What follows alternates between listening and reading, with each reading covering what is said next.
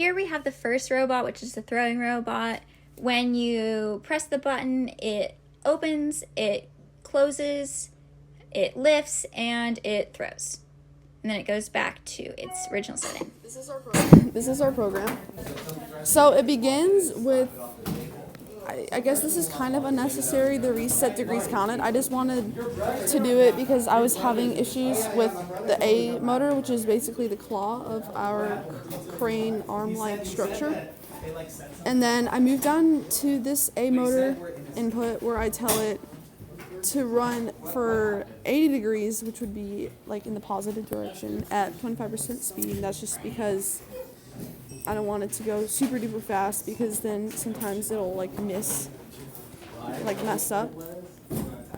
And then the B motor is the one that makes the crane, the arm, lower and raise. And so after I open up the claw, I have the entire arm move down at a slow speed.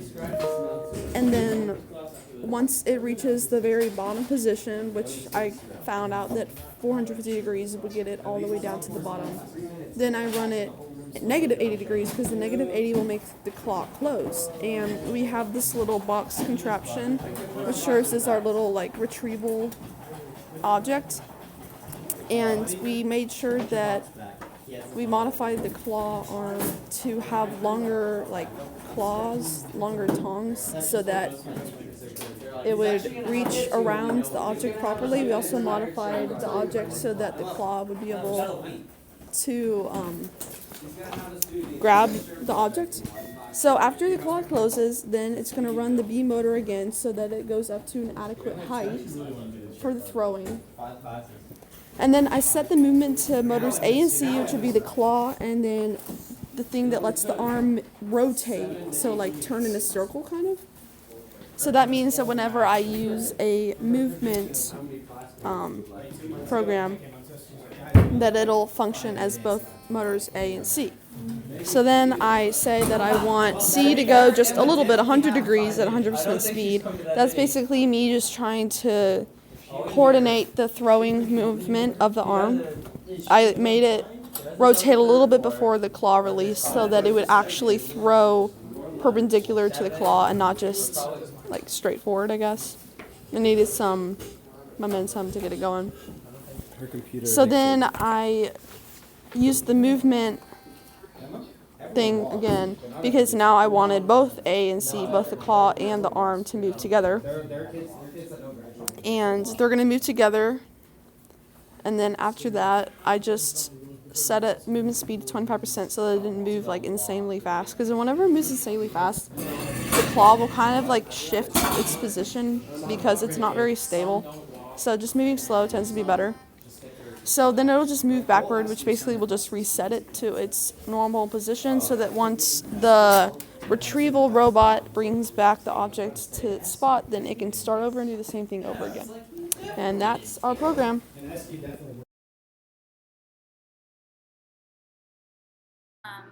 My project.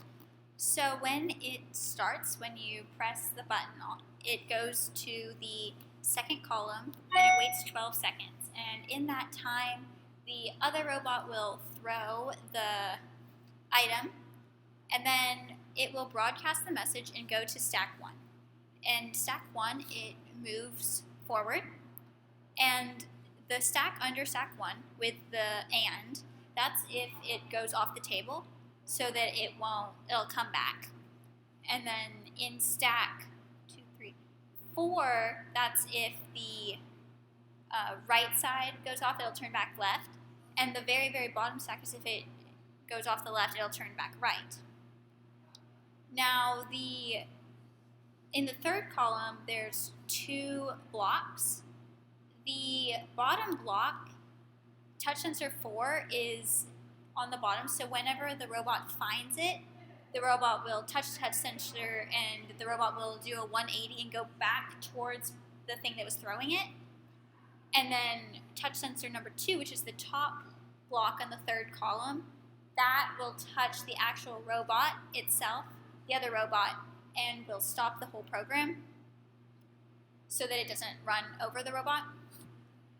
Some of the problems we had was that touch sensor 4 didn't actually touch the item hard enough for that to happen. So we'd have to manually touch it to make that happen. Again, also with both touch sensors going off, we had issues with it turning around. And there were a lot of issues, but it was interesting to use the broadcast message, as all of the columns have that at the very bottom so that they go back to the very, very first stack and to make it go straight. Thanks. For this part, it's sped up and it's muted because they wouldn't stop making fun of the robot because it didn't work. And I know that it doesn't work because I was still testing it and stuff. Originally, I had a light sensor on it to pick up light intensity so it could find the box and then take the box back to the throwing robot so the throwing robot could then throw the box again like a dog and a tennis ball thrower. But as you can see right here, it's getting stuck because of the distance sensors. I think it's getting stuck because I had 3 columns relating to distance sensors on my programming, and if I had more time, I could have consolidated that into one. I also thought of doing a 3rd distance sensor so that it could see the bot, the throwing robot, and stop there, but I did not have time to try that out. And even though the touch sensors didn't work when it met the box, it didn't press hard enough, if you did press it with your hands, it did stop. So I probably could have made the item that was thrown heavier, and that might have fixed at least part of the problem. I didn't know where to add this in the video, but originally on the throwing robot, we were going to have different buttons where if you pressed one of the buttons on the central thing, it would throw it one direction. If you press a different button, it would throw another direction, but we did not get to that.